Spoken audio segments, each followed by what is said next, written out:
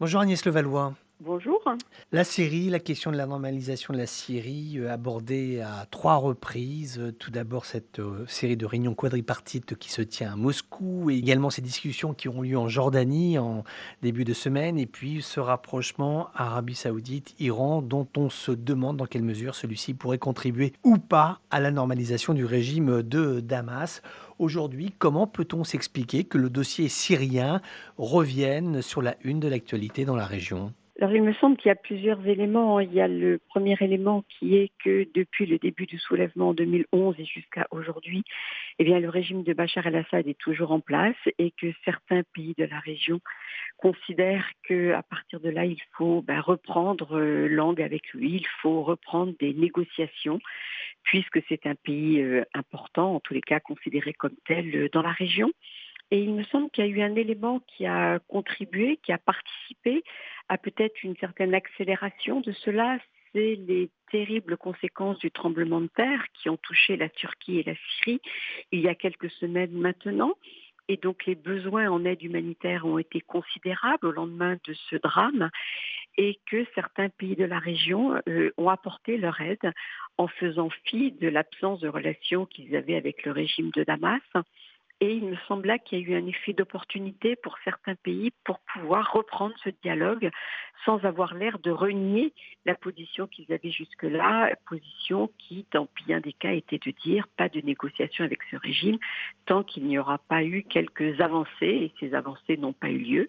Mais la demande humanitaire a été telle que ça a été mis en avant par les pays arabes de la région et ça a été une opportunité formidable pour le régime de Assad qui effectivement s'est posé là comme intermédiaire, comme interlocuteur pour pouvoir distribuer cette aide humanitaire. Sachant que les Américains et les Européens ont accordé un délai de plusieurs mois au régime syrien pour pouvoir procéder à toutes les transactions financières nécessaires au secours des personnes victimes du tremblement de terre. Concernant cette reprise de dialogue Arabie Saoudite, Iran, dans quelle mesure cela peut-il ou pas contribuer à faire revenir la Syrie dans la grande famille des États arabes de la Ligue arabe?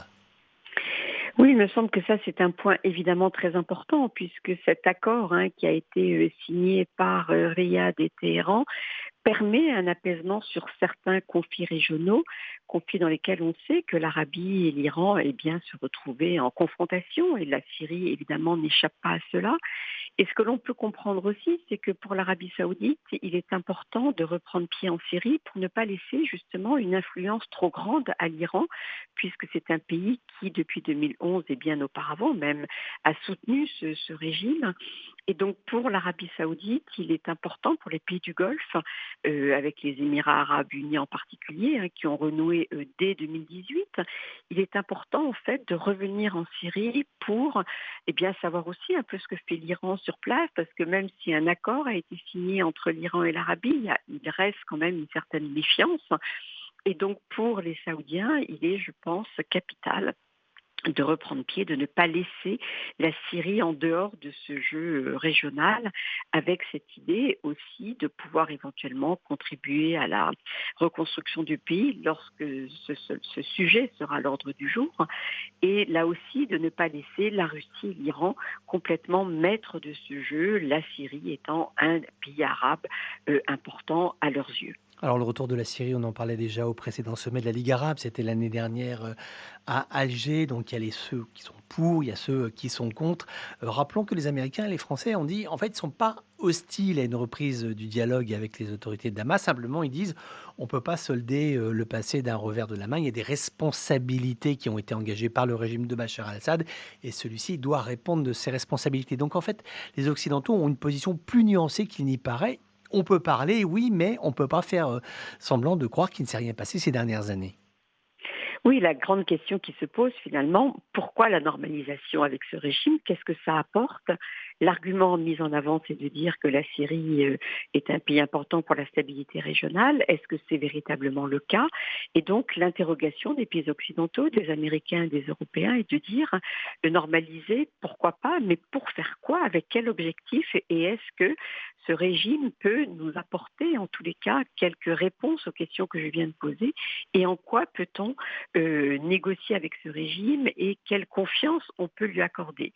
Si effectivement on peut travailler et si le régime de Bachar el-Assad accepte de reconnaître certains points des drames vécus par la population depuis 2011, pourquoi pas, mais il faut absolument que des signaux et des gestes soient apportés par ce régime avant de pouvoir normaliser. Et toute la question est là, dans quelle mesure ce régime peut-il ou non faire ces gestes qui sont demandés par les Européens et les Américains sur le sort en particulier des disparus, des prisonniers. Il y a énormément de questions et sur la transition politique. Est-ce qu'une certaine opposition peut être associée dans un futur politique dans ce pays? Il sera intéressant de suivre le déroulement du sommet de la Ligue arabe qui se déroulera au mois de mai, à la mi-mai, et ce sera en Arabie Saoudite. Excellente semaine à vous. Merci d'avoir été avec nous, Agnès Levallois. Très bonne semaine à tous à l'écoute de Radio Méditerranée Internationale.